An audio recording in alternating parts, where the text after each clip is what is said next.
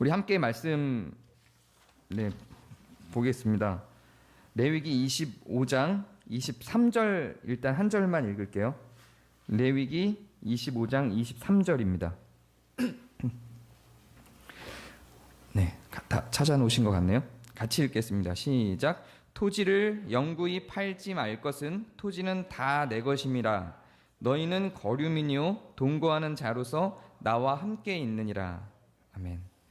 오늘은 안식일, 안식년, 희년에 대해서 설교를 합니다. 사실은 안식일, 안식년, 희년이 다 한 번씩은 각각의 주제로 설교를 해야 되는 내용들인데, 이제 올해 안에 율법을 좀 맞춰보고자 이제 막 짜집어서 한 3번에 걸쳐서 해야 될 설교를 하나로 쫙 축약해서 합니다. 또 안식일이나 안식년에 대해서는 제가 앞서서 여러 차례 이야기를 해왔기 때문에 좀 더 집약된 중요한 부분만 다루고 좀 희년에 집중을 할까 해요. 안식일에 대한 오해들을 먼저 좀 풀고 들어가 보고자 합니다. 안식일은 사실상 우리가 여러 성경을 통해서 읽는 본문에 따라 생각할 수 있듯이 쉬는 날입니다. 예배 노동을 하는 날이 아니에요. 우리는 지금 우리는 안식일과 주일을 퉁쳐서 하나로 묶어서 자꾸 생각하죠. 완전히 다른 개념입니다. 주일을 교회 안 오고 다른 데 가는 것에 대해서 안식일을 거룩하게 지키지 못한 것으로 일치를 시켜서 주일날 교회 안 온 사람들을 저주하는 개념의 그런 설교들이 굉장히 많죠. 그리고 그런 종류의 신앙생활, 그래서 그 주일을 지키는 것이, 주일날 교회 오는 것이 마치 구약에서 안식일을 지키는 것과 같은 개념으로 그렇게 일치시켜서 우리의 신앙이 확인되죠. 그거를 기준으로 신앙의 발음과 그름을 확인하죠. 그런데 사실 안식일과 주일은 완전히 다른 개념입니다. 안식일에 중요한 건 쉬는 거고요. 주일에 중요한 건 모여서 예배하는 겁니다. 다른 개념이에요. 그 증거들을 몇몇 개 확인을 하면서 넘어가도록 하겠습니다. 출애굽기 20장 8절부터 11절까지를 제가 읽어드릴게요. 전에 한번 이미 읽은 거긴 해요. 안식일을 기억하여 거룩하게 지키라. 안식일을 기억해서 거룩하게 지키는 방법을 설명하는 거예요. 엿새 동안은 힘써 내 모든 일을 행할 것이나 일곱째 날은 내 하나님 여호와의 안식일인즉 너나 내 아들이나 내 딸이나 내 남종이나 내 여종이나 내 가축이나 내 문 안에 머무는 객이라도 아무 일도 하지 말라. 이는 엿새 동안 나 여호와가 하늘과 땅과 바다와 그 가운데 모든 것을 만들고 일곱째 날에 쉬었음이라. 그러므로 나 여호와가 안식일을 복되게 하여 그날을 거룩하게 하였느니라 까지가 안식일에 대한 이야기입니다. 쉬되 주인만 쉬지 말고 종과 여자와 남종, 여종, 심지어는 가축과 객, 나그네 전부 다 쉬게 해라. 다 쉴 수 있게 해라. 이렇게 이야기한 게 안식일입니다. 그냥 진짜로 안식을 하게 하는 날이 안식일입니다. 그러면 안식일이라고 하는 그 개념만 갖고 생각을 해보면 우리는 주일하고 좀 비교해 볼까요? 주일은 뭐 하는 날이죠? 주일하면 여러분의 머리에 딱 떠오르는 게 뭐예요? 예배, 그쵸? 그러면 안식일하고 예배를 자꾸 퉁쳐서 생각하니까 안식일을 하면 뭐가 떠올라요? 노동? 노동 정도가 떠오르면 되게 건강한 건데 안식일도 예배를 떠올리죠, 보통은.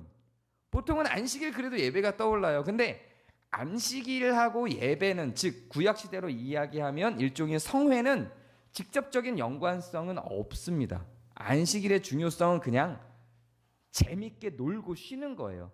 권속들과 함께, 안식일의 권속들과 함께 지나가는 나그네와 고아와 가부와 함께 우리들의 11조로 먹고 마시며 노는 날을 안식일이라고 합니다. 정말로 안식하는 거예요. 이게 목적입니다.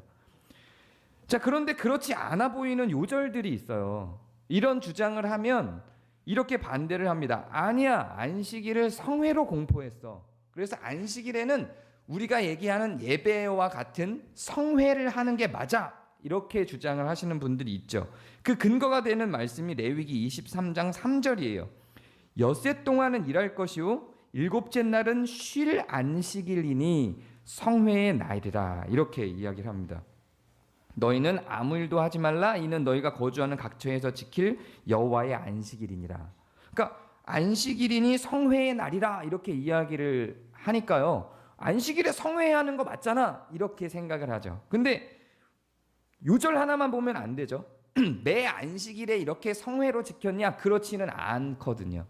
요절 하나만 보면 안 되고 이건 어느 장면에서 나온 거냐면 그 앞에 보면 이것이 나의 절기들이니 너희가 성회로 공포할 여호와의 절기들이니라 이렇게 시작을 해요. 절기에 대한 이야기예요. 그리고 그 뒤에 뭐라고 이어지냐면 이것이 너희가 그 정한 때에 성회로 공포할 여호와의 절기들이니라 첫째 달 열 나흔 날의 저녁은 여호와의 유월절이요라고 하면서 절기 때 어떻게 할 건지 절기 첫날에 이렇게 하고 절기 둘째 날 이렇게 하고 이런 얘기를 하다가 절기 안식일에는 성회로 모이도록 요청하는 그런 내용입니다. 모든 안식일에 적용되는 게 아니라 절기가 있는 안식일에 적용되는 거예요. 이해가 되셨죠?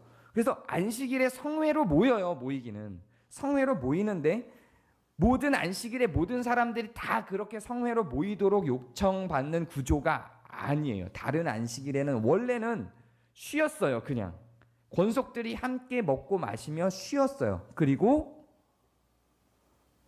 절기가 있는 안식일에는 이렇게 모여서 성회로 예배를 우리가 생각하는 그 예배를 드렸던 거죠. 또 이런 내용도 있어요. 안식일에 제사를 드려야 된다.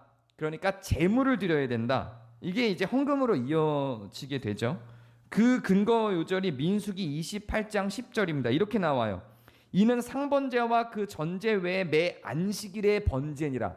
매 안식일의 번제니라. 이렇게 나오니까 모든 안식일마다 제사를 드리는 걸로 이해가 되죠.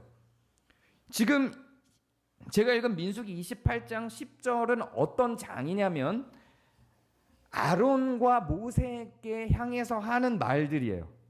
레위족들에게, 제사장들에게 하는 말들이에요. 여기만 이렇게 나온 게 아니라 그 본문의 소제목이 뭐로 나오냐면 매일의 제사라고 나옵니다. 이거 제가 예전에 올해 한번 설교를 한 적이 있어요. 그 뒷부분을 먼저 설교한다 그러면서 한번 한 적이 있는데 레위족, 특히 제사장들은 그 성소를 유지하기 위해서 매일 제사를 드려요. 매일 제사를 드리고 매일 제사를 드리는데 특히 안식일에는 번제를 드립니다.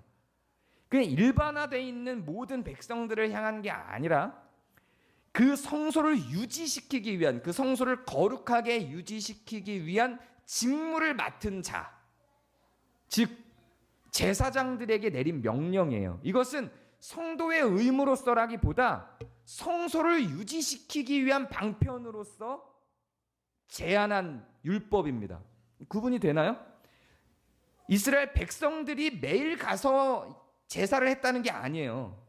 이스라엘 백성들이 매일 가서 제사를 한 게 아니고 이스라엘 백성들이 매 안식일마다 번제를 드린 게 아니에요. 만약에 그러려고 했다면 그 가난한 백성들은 어떻게 살아날 방법이 없어요. 안식일마다 제물을 드렸다고 생각을 해보세요. 이 뒤에는 이제 이어지는 말에는 제물을 어떤 제물을 드릴 것인지에 대해서 나오거든요. 그럼 이게 모든 백성들이 매 안식일마다 제물을 드리려면 이건 착취죠. 착취하는 종교가 되는 거예요. 그렇지 않고 모세와 아론에게 했던 명령이고 이걸 수행하는 대상자는 백성들이 아니라 모세와 아론이었어요. 제사장이었다고요. 근데 이거를 이제 목회자가 설교할 때 만약에 이 본문을 성도들에게 대체를 시키고 그리고 이것을 수행할 여기서 말하고 있는 제사를 지금의 예배로, 여기서 말하는 제물을 지금의 헌금으로 얘기를 해버리면 일천번제가 나오는 거예요. 매일 뭔가를 드려야 되는 거고요. 매주 뭔가를 드려야 되는 구조로 가는 거예요. 근데 전혀 그런 내용은 아닙니다. 제가 지난주에 얘기할 때 제사는 일단 없어졌다고 보고요. 성소는 뭐라 그랬죠 지금? 성소는 우리예요. 우리의 영혼입니다. 우리의 마음이에요. 우리의 영혼, 우리의 마음을 유지하는 방편에 대한 설명이에요. 지금 우리가 하고 있는 이 예배에 대한 설명이 아니에요.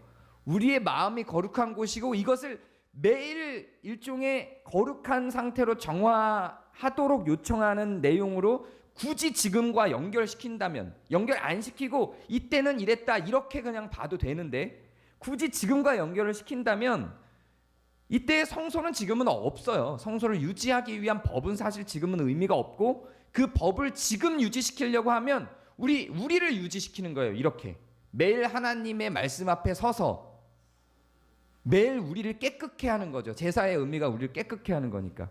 그렇게 적용시키는 것이 굳이 적용시킨다면 맞는 거예요. 좀 너무 빠르고 많은 내용을 너무 함축해서 말씀드리긴 했는데 이해가 안 되셨으면 나중에 따로 질문을 해주시면 될 것 같아요. 네, 이제 안식일에 대한 오해들은 여기까지요. 이것들이 안식일에 대한 가장 큰 오해들이에요. 근데 이 안식일에 대한 오해를 풀고 나면 고민이 생기죠. 고민이 생겨. 무슨 고민이 생기냐면 그럼 안식일이 주일이 아니야? 안식일이 성회가 아니었어? 매 안식일마다 성회를 한 게 아니야? 그러면 주일 예배를 매주 드릴 필요가 없네? 이런 결론에 도달하는 거예요. 맞아요. 주일 예배를 매주 드릴 필요는 없어요. 그것이 의무라고 생각한다면, 그것이 우리를 풍성케 하는 게 아니라 그것이 종교적 의무라고 생각한다면 의무로서 행해지는 일들은 이제 없어요. 아무것도 없어요. 그런데 왜 우리가 일주일에 한 번씩 주일로 내려진 쉬는 날 쉬지 않고 와서 예배를 하느냐, 그 부분이 고민이 되고 중요한 지점이 되는 거죠. 구약의 안식일이 지금의 주일이 아니라면 굳이 일주일에 한 번씩 모일 필요가 없지 않는가, 이런 고민이 되겠죠. 일주일에 한 번씩 모일 필요 없어요. 매일 모여도 돼요. 같이 살아도 되고요. 한 달에 한 번 모여도 돼요. 그거는 우리가 선택하기 나름인 것이에요. 그러나 그 시간이, 그 주기가 그 예배를 통하여 만난 하나님, 그 예배를 통하여 배운 하나님의 정의와 사랑이 우리의 일상에 영향을 미치고 일상을 바꾸는데 충분할 것인가를 생각해 보면 돼요. 만약에 그것이 일주일에 한 번 모이는 것으로, 그래서 우리가 하나님의 말씀을 배우고 그것으로 일상을 변화시키기에, 우리의 일상을 위로하기에 충분하다고 생각하면 그 일주일에 한 번이면 되는 거고요. 부족하다 싶으시면 수요일에 한 번 더 모이면 되는 거예요. 그것도 부족하다 싶으면 매일 모일 수 있는 공동체, 정말로 공동체 생활을 하는 공동체 교회를 가게 되는 거죠. 또 어떤 교회는, 제가 아는 한 목사님네 교회는 한 달에 한 번 모여요. 모이기에는 매주 모이는데 다른 주일에는 모여서 그냥 노는 거예요. 막 1박 5일 여행 가고, 교회 공동체가 많지 않기 때문에 가능한 거겠죠. 그리고 예배를 드리는 그 한 달에 한 번의 주일에는 아침부터 저녁까지 계속 열띤 논쟁을 하면서 성경 공부를 하는 거예요. 그 교회는 그렇게 선택을 한 거죠. 그렇게 다른 데와 다른 예배를 드린다고 해서 그 교회가 이단이거나 이상하냐? 전혀 그렇지 않아요. 그들이 그렇게 선택할 수 있다고 보는 거예요. 그런데 제 경험상 이렇게 하나님의 말씀을 배우고 나누는 주기가 한 달씩으로 떨어져 나가는 경우에 버텨내기가 쉽지 않아요. 그 교회도 몇십 명이 모여서 시작을 했다가 지금은 10명도 안 되는 인원만 남아있어요. 왜냐하면 내 삶을 변화시키기에 한 달에 한 번 하나님의 말씀 속으로 들어가서 삶의 영향을 주기는 매우 부족하다고 저는 생각이 되고, 실천적으로도. 그리고 일주일에 한 번의 주기로 모여서 지금의 시대에 이렇게 정착된 데는 저는 이유가 있다고 생각을 해요. 그래서 제 생각에는 지금 교회들이 일주일에 한 번 모이고 있는 이것은 단지 우리에게 의무화시키기 위한 전통이라기보다 사람들에게 자연스럽게 긴 2000년이라는 역사 속에서 자연스럽게 형성되어져서 이것이 가장 좋은 주기로 우리에게 영향을 미치고 있는 것이다라고 생각이 들어요. 만약에 우리 공동체가 좀 더 자주 모이자 그러면 자주 모일 수 있는 것이고, 좀 더 덤성덤성 모이자 하면 좀 더 덤성덤성 모일 수도 있는 것이겠죠. 이게 의무화된 구조는 아니고 우리의 선택과 우리에게 좋은 것으로, 우리가 선택한 것으로 우리에게 이익을 미치는 주기로 나온다는 이야기입니다. 지금 원고에는 없는데 좀 더 설득력이 있는 뒷받침을 하기 위해서 제가 이번 주에 그 문의 전화를 오신 분과 긴 통화를 하면서 그 문의 전화를 주신 분의 본인의 신앙생활에 대한 내용을 이야기한 것이 여기랑 매우 깊게 접목이 된다고 생각해요. 그분은 가나안 성도였고요. 그리고 아주 길게 지금 교회를 안 다니고 있다가 이제 교회를 다니려고 마음을 먹고 알아보고 있는 거예요. 우리 교회도 그랬던 분들이 많죠. 가나안 성도의 출신들이 꽤 있죠. 근데 그분은 아마 공감하시는 분들이 많을 거예요. 교회로부터 받은 상처가 있어서 교회를 굳이 가지 않아도 된다라고 하는 생각에 난 하나님을 믿는 자니까 그 유튜브나 영상을 통해서 설교를 듣고 스스로 성경 공부를 하면서 하나님과의 교제를 이루고 신앙을 유지하는 거죠. 그리고 모이는 예배로서의 공적 예배는 가지 않고 신앙생활을 지속해 온 거예요. 근데 지금 너무 공고하다는 거죠.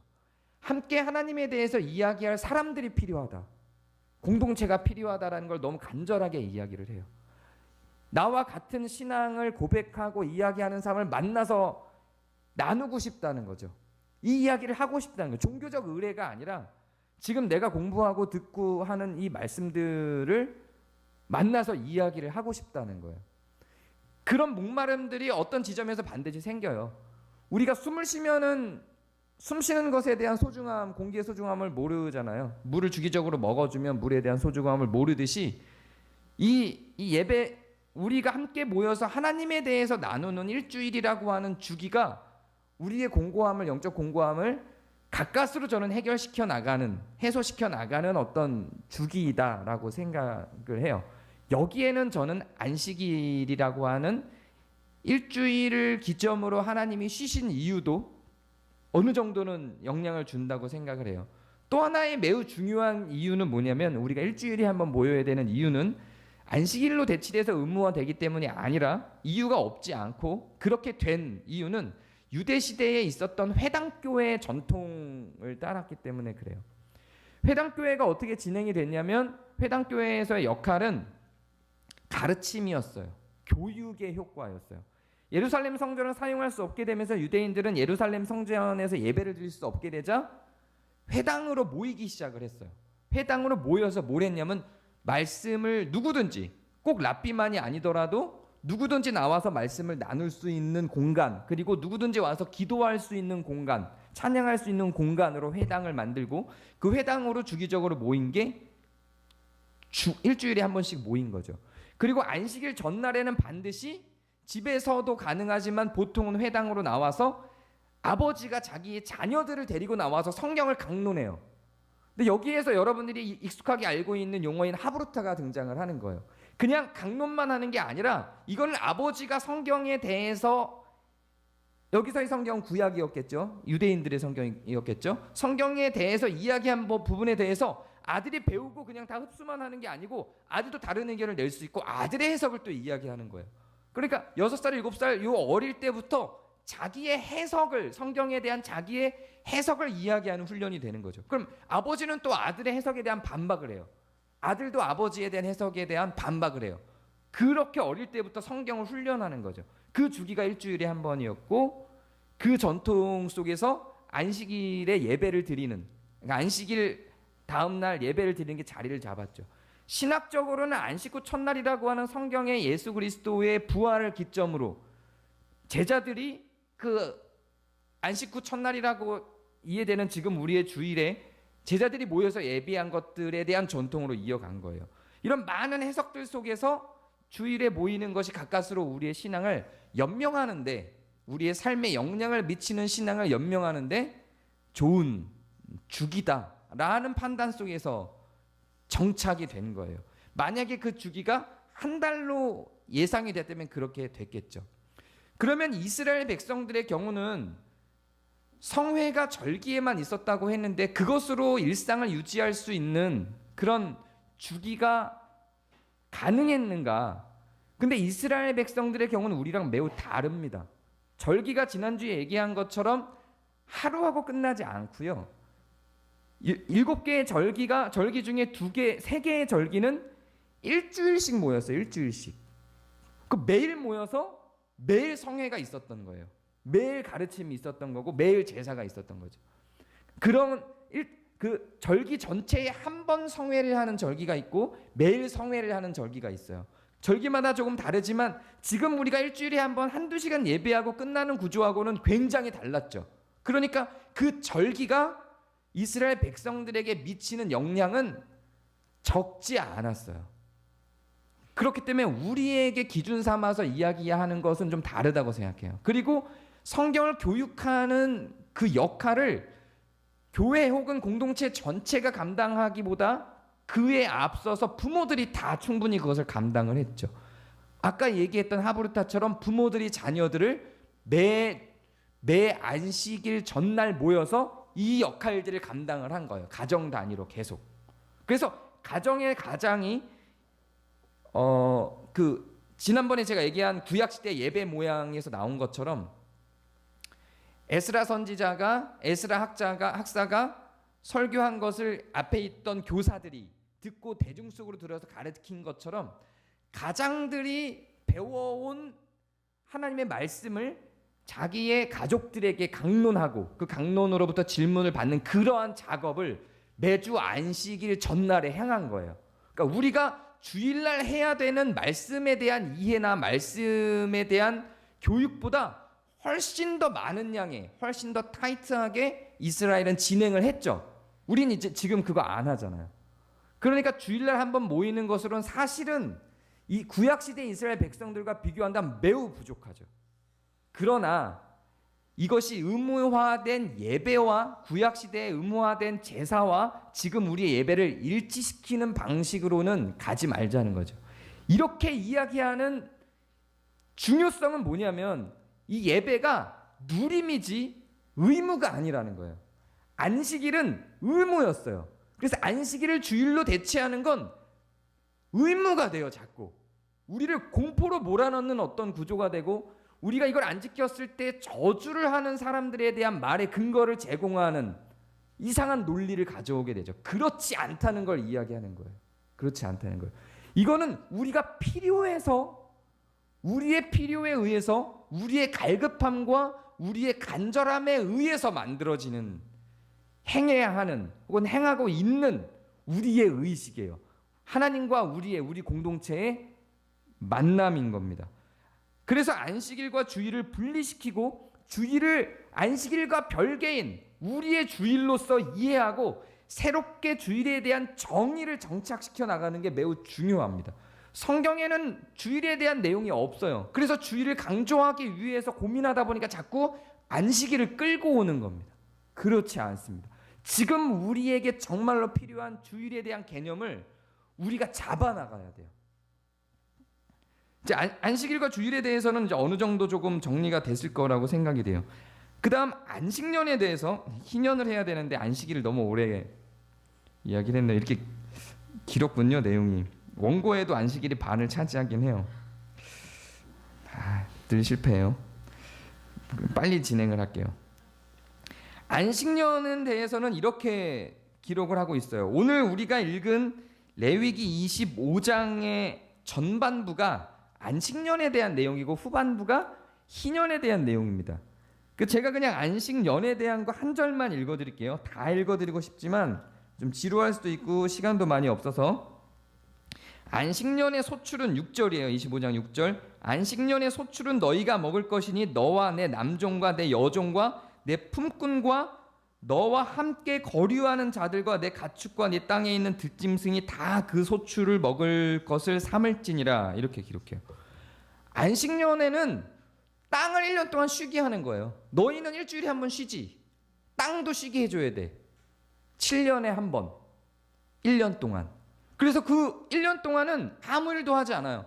그래서 지난 6년 동안 그 1년 동안 일하지 않을 1년 동안 일하지 않을 양의 식량을 비축해야 되는 거죠. 그래서 1년 동안은 그 땅을 놀려야 돼요. 여기서는 뭐라고 말하냐면 근데 땅만 놀리는 게 아니에요. 땅이 놀면 당연히 누구도 놀아요? 일꾼들도 놀아요. 그럼 일꾼이 놀면 어떻게 먹고 살아요? 배고프겠죠. 그들을 굶기지 말라는 거예요. 네가 수확한 소출은 너희 일꾼들, 품꾼들과 너희와 함께, 혹은 일꾼이 아니었는데도 그냥 지나가다 거류하는 사람들까지 다 네가 6년 동안 수확한 그걸로, 그 모은 것들로 그 사람들과 함께 먹게 해야 된다는 이야기예요. 그게 안식년이에요. 그러니까 이 안식년 1년을 한번 상상해 보세요, 여러분. 상상만 해도 좋지 않아요? 와, 1년 동안 일을 안 해요. 그리고 그냥 맨날 만나서 먹고 노는 거예요. 지겨울까요? 즐거울까요? 지겨울까요? 정말? 저는 안 해봐서 모르겠어요. 저는 좋을 것 같아요.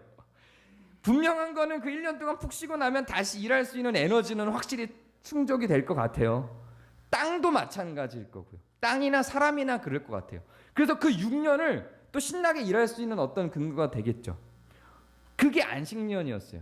근데 그게 땅만 쉬거나 주인만 쉬는 게 아니라 그 일꾼들까지 다 쉴 수 있게 하는 거였죠.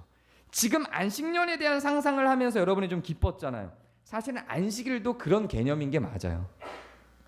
이 부분도 우리는 좀 고민을 해볼 필요가 있어요. 정말로 우리가 안식일의 주일로 등치화되는 건 절대 아닌데도 불구하고 그 의미를 조금 우리에게 적용시키고자 한다면 하루 정도는, 일주일에 하루 정도는 그냥 놀기 위해서 남겨놓는 어떤 날이 있는 게 좋다는 이야기죠. 이건 제 생각이에요. 뭐 저만의 생각은 아니지만 제가 선택한 학자들의 생각이에요. 좀 다른 생각을 가진 사람들도 있을 수 있겠지만요.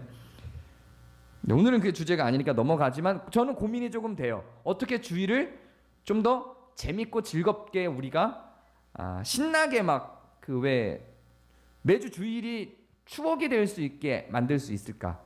저 나름대로는 이 주일을 기점으로 어떤 신앙 추억을 만들어가는 중요한 날이 좀 되면 좋겠다, 이런 생각을 좀 합니다. 안식년보다 더 경악스러운 절기가 있는데 희년입니다. 희년은 우리가 지금 방금 읽은 정신에서 나와요. 어떤 정신이냐면 땅이 사람의 것이 아니야. 땅은 하나님 거야. 땅은 내 거야. 이렇게 이야기를 하는 거죠. 그게 하나님의 주장이에요. 근데 땅만 그런 게 아니었어요. 땅만 그런 게 아니에요. 땅도 당연히 하나님 거지만 방금 읽은 거는 그 얘기지만 이렇게 25장 53절부터 55절까지를 제가 읽을게요. 주인은 그를 매년의 삭군과 같이 여기고 내 목전에서 엄하게 부리지 말지니라. 그가 이같이 속량되지 못하면 희년에 이르러는 그와 그의 자녀가 자유하리니 이스라엘 자손은 나의 종들이 됨이라. 그들은 내가 애굽 땅에서 인도하여 낸 내 종이요 나는 너희 하나님 여호와니라. 땅만 하나님께 아니라 사람도 하나님 거라요. 사람이 누군가에 소속돼 있을 수 없다는 거예요. 49년째가 되면, 즉 보통 50년이죠. 7년씩이 7번 가서 49년을 채우고 나면 50년 해째에는 무슨 일을 하냐면 땅을 소유하고 있던 사람들, 이게 다 원래는 지파별로, 가족별로, 말하자면 가족별로 땅을 다 분배한 거잖아요. 지파별로 나의 몫에 땅이 있는 거예요. 자, 그런데 그 사람들도 경제 활동을 하다 보면 이런 법들이 있죠. 내가 누군가에게 피해를 입히면 그 재산을 물러줄 수 없으면 내가 그 집에 종이 돼야 돼요. 혹은 이런 경우가 있어요. 내가 어떤 여자를 강간했으면 강간한 그 집에 한 50년치 혹은 25년치 뭐 상황마다 조금씩 다른데 뭐 10년치 이런 정도의 노동력에 대한 100세겔, 은 50세겔 뭐 이런 어마어마한 양의 돈들을 그 여자 집에 줘야 돼요. 강간의 대가로, 강간하다 들킨 것의 대가로, 혹은 결혼 빙자에 대한 대가로 그걸 줘야 돼요. 근데 그 양이 어마어마하단 말이에요. 최소한의 양이 범죄를 하다가 발각됐을 경우 최소한의 양이 한 5억 정도 돼요. 2억짜리도 있어요. 근데 이건 결혼을 할 경우고 결혼이 아닌 범죄를 할 경우에는 한 5억 정도 돼요. 최대치로는 한 20억까지도 돼요. 이런 거를 줘야 된단 말이에요. 그걸 못 줘요. 그러면 어떻게 될까요? 노예가 되는 거죠. 그 몸을 줘야 되는 거예요. 거기다가 그런 식으로 노예가 되는 과정들이 많단 말이에요. 그리고 땅을, 그 돈을 주기 위해서, 그런 법들을 지키기 위해서 땅을 주겠죠. 돈이 없으면. 그렇게 해서 땅들이 어떤 사람은 많아지고 어떤 사람은 땅이 적어지겠죠. 근데 49년째가 되면 다 원점으로 돌려보내라는 거예요. 다시 나눠준 대로 가라는 거죠. 그래서 종으로 갔던 자들은 다시 자기 집으로 돌아가고 땅 소유했던 것은 다시 다 땅 돌려주라는 거예요. 49년째가 되면 그게 희년이에요. 희년이 별거 아닌 것처럼 보일 수도 있어요. 근데 이스라엘 역사 속에서도 이 희년이 개인적으로 실행된 적은 있지만 국가가 이걸 실행한 적은 없어요. 법인데도 불구하고. 왜 그렇겠어요? 이거 실행하면 국가가 흔들리는 거예요. 부자들한테 니네 땅 다 내놔 이거거든요. 왕창 흔들리는 거죠. 당연히 실행하는 게 쉽지가 않겠죠.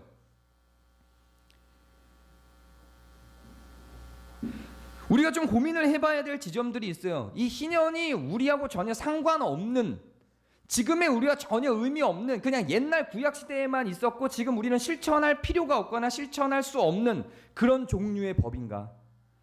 놀랍게도 예수님이 첫 공생의 사역을 할 때 희년을 선포하며 공생의 사역을 시작하세요. 여러분 많이 들어보셨을 거예요. 주의 성령이 내게 임하셨으니 이는 가난한 자에게 복음을 전하게 하시려고 내게 기름을 부으시고 나를 보내사 포로된 자에게 자유를, 눈먼 자에게 다시 보게 함을 전파하며 눌린 자를 자유롭게 하고. 희년 선포라고 해요. 이거를 이사야 선지자가 먼저 희년 선포를 한 것을 예수님이 다시 받아서 한 거예요. 희년이 지켜지지 않는 것에 대해서 이사야 선지자가 희년을 선포해낸 것을 예수님이 다시 그 말을 받아서 희년을 선포하며 예수님의 사역이 시작돼요. 희년 속에 어떤 의미가 있길래 예수님이 희년을 선포하며 그의 사역을 시작하셨을까요? 어떤 사람들은 예수님의 이 선언을 단지 은유라고 이야기를 해요. 땅을 통해서 실제적인 육체의 해방을 맛본 그 사건을 예수님의 영적 해방의 사건으로 은유화해서 예수님이 표현한 것뿐이다. 실제로 해방시키려고 한 건 아니다. 영적 해방을 의미하는 거지 육적 제도적 해방을 의미하는 것이 아니다. 이렇게 해석을 굉장히 많이 이렇게 해석을 해요. 근데 저는 이 해석에 동의할 수 없어요. 이건 은유가 아니에요. 영적인 해방도 물론이거니와 제도적인 육적인 해방도 동반한다고 저는 생각을 합니다. 예수님이 단지 개인적 구원으로 대치되는 영적 해방, 우리 죄에서의, 우리 내면의 마음에서의 영적인 죄에서의 해방, 그것만을 위해서 십자가에 돌아가셨다는 거죠. 이렇게 주장하시는 분들은 과연 예수님의 십자가의 사건이 희년에 대한 은유인가, 희년에 대한 실제적 결과물인가에 대한 고민과 신학적인 논쟁이 있어요. 이게 그냥 개인적인 영적인 은유로서만 해석이 되는 것이라고 한다면 사실은 우리는 희년이 실질적으로 세상 속에서 이루어질 것에 대한 기대를 가질 필요가 없죠. 그건 중요하지 않게 되고, 우리가 은유니까 그냥 우리가 개인적으로 죄에 묶여있는 우리가 죄로부터 해방되는 것만 신경을 쓰면 되는 거죠. 근데 하나님은 결코 영의 하나님만이 아니에요. 하나님이 개인의 구원만을 의미 삼지 않습니다. 결코. 하나님은 결국 인류의 타락에, 인간이 타락했을 때 인류를 같이 타락시켰고요. 인간을 구원할 때 온 인류를, 심지어는 자연 만물까지 다 구원받을 수 있도록 하나님은 목적하시죠. 예수님의 십자가가 인간의 영혼만을 구원시키는 게 아니라 인간의 육체와 자연 만물과 온 세상을, 심지어 온 우주를 다 구원하는 거예요. 그리스도의 십자가를 폄훼하는 거예요. 그리스도의 십자가의 결과물이 단지 우리의 영에만 묶여있고 희년의 선포를 하면서 예수님이 사역을 시작하신 것이 단지 영을 위한 은유적 표현이라고만 한다면 그건 예수님의 그리스도의 십자가를 너무 폄훼하는 거예요. 너무 작게 만들어버린 거예요. 타락은 개인의 타락이 아니라 인류, 즉 자연만물과 모든 제도와 인간이 관여된 모든 것들의 타락이었어요. 온 우주의 타락이 되어버렸죠. 그래서 민주주의건 자본주의건 사회주의건 공산주의건 사실은 다 타락의 물결 속에 있는 거예요. 왕정도 마찬가지고요. 인간이 하는 모든 상황들은 다 모두 타락의 결과들이에요. 죄가 없는 사회에서는 사실은 제도와 정치가 없죠. 인간 본연이 다 의롭고 선하기 때문에 그 악을 통제하기 위해서 만들어진 제도와 시스템이 의로운 인간들만 사는 세상 속에서는 의미가 없어요. 없어도 돼요. 제도와 시스템이. 그 제도와 시스템은 그냥 자연스럽게 만들어지는 거죠. 시간이 막 가서 막 지금 말이 막 빨라지고 있어요. 좀 그냥 빠르게 따라와 주세요. 그리스도의 죄사함은 우리 개인의 죄사함만을 의미하지 않아요. 우리 개인만을 구원하기 위해서 죽으신 게 아니에요. 우리 개인의 죄사함만이 아니라 우리 내면의 죄만이 아니라 이 우리 인간 개개인 내면의 죄들이 영향을 미친 공동체, 조직, 제도, 이데올로기, 이 모든 정치, 심지어 정치까지 모든 것에 대한 타락, 이 모든 타락에 대한 죄사함이에요. 그리스도의 정의 개념과 사랑의 개념은 한 개인에게만 있지 않아요. 한 개인에게 있죠. 근데 거기에만 있는 건 아니라 온 세상에 다 그 영향을 미치고 있다는 얘기예요. 죄사함이 의미하는 것이 죄를 지어도 된다는 걸 의미하지 않죠. 우린 죄사함 받은 다음에 어떻게 해요? 죄사함 받은 다음에 우리는 의롭게 살아가기를 출발하죠. 의롭게 살아가는 걸 목적으로 우린 죄사함을 받아요. 죄사함이 목적이 아니에요. 자꾸 이게 신앙이 너무 망가져버린 이유 중에 하나가 전 이거라고 생각해요. 죄사함을 목적이라고 생각해요. 죄사함은 목적이 아니에요. 죄사함은 방법이에요. 우리를 의롭게 만든 방법이에요. 목적은 우리가 의로워지는 거예요. 죄사함의 결과로 우리는 성화가 되는 거예요. 의롭게 되는 거예요. 의롭지 않은 죄사함은 무의미한 거예요. 아무짝에도 쓸모없고, 의롭게 되지 않는, 의로움을 목표로 하지 않은 죄사함은 쓰레기예요. 똥과 같은 거예요. 바울의 고백처럼. 그거는 삶의 변화가 없는 개인의 죄사함은 없다고 간주해요. 성경은. 없는 거예요. 당연히 개인의 삶의 변화는 죄사함의 결과물이라고 이야기할 수 있고, 죄사함을 받은 자는 삶이 변해야 된다고 이야기를 할 수 있어요. 자, 그렇다면 만약에 그리스도의 십자가의 역사와 죄사함의 역사가 인간 개인의 영혼뿐만 아니라 그의 육체와 제도와 온 세상에 다 영향을 미친다면, 온 세상을 향한 그의 죄사함은 제도의 변화와 정치의 변화와 세상의 변화를 동반하는 것이라고 볼 수 있어요. 매우 중요한 개념이에요. 그리스도인들이 어떻게 살아갈 것인지에 대한 지표를 지정해주는 매우 중요한 개념이에요.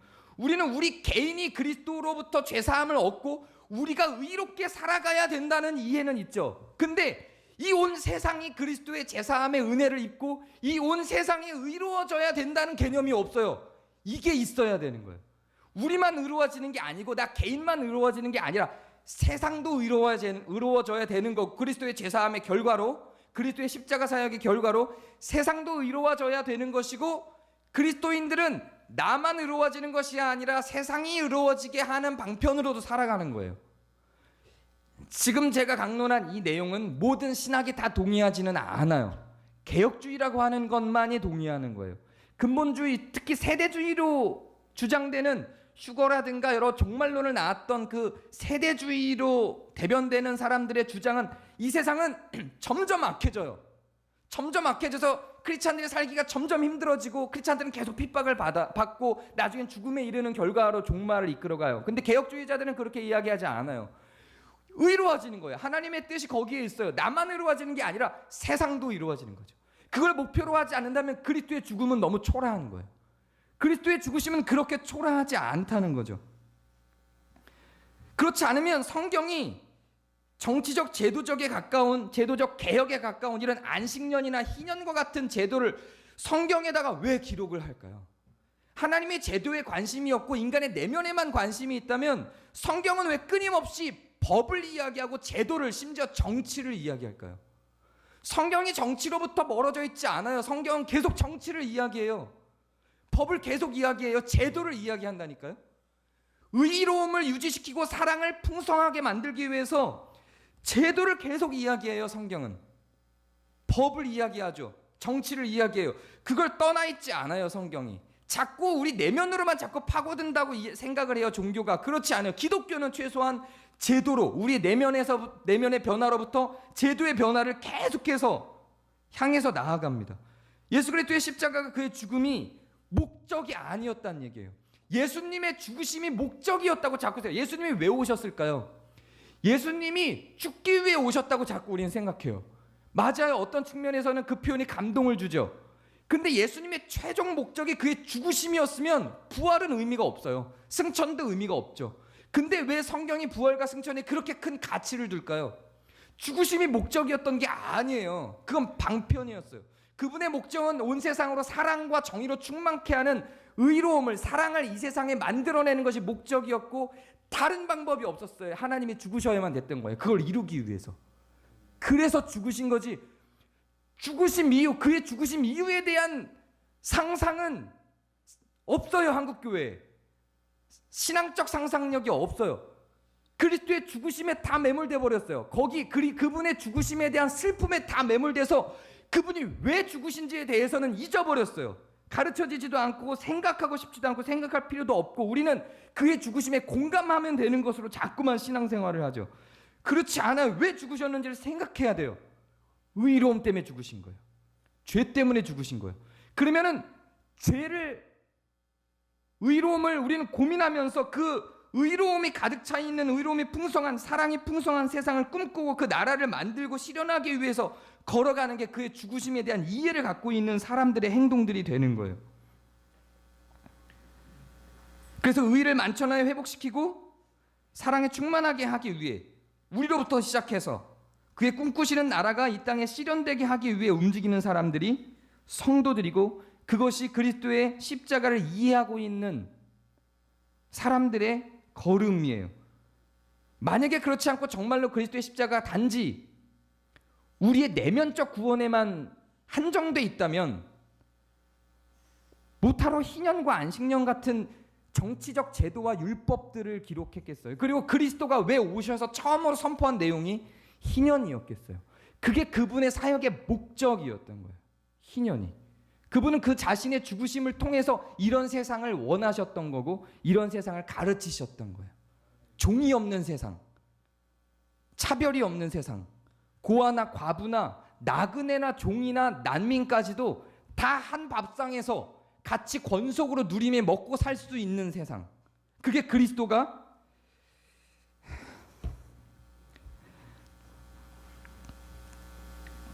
꿈꾸던 세상이에요. 근데 자꾸 우리 내면의 구원을 위해서, 이기적인 신앙을 위해서 그리스도의 꿈이 사라져버리고 있는 모습이 한국교회에 있습니다. 하나님의 뜻이 구약과 신약이 다르다면, 구약에선 희년을 얘기했는데 신약에선 희년을 이야기하지 않는다면 하나님은 영존하시는 아버지가 아니죠. 신실하신 분이 아니에요. 말이 바뀌는 분이어야 되는 거죠. 그분이 신실하신 분이 맞다면 구약에서 이야기했던 것이 신약에서도 지금도 여전히 변함없이 선포되고 요구되고 그분의 소원으로 남아 있어야 그분이 영존하시는 아버지고 신실하신 하나님이 되시는 겁니다. 우리도 다 함께 희년의 정신에, 희년의 그리스도의 희년 선포에, 그분의 십자가에 동참하는 성도들이 되기를 바랍니다. 설교가 너무 길어서 죄송합니다. 자, 기도하겠습니다.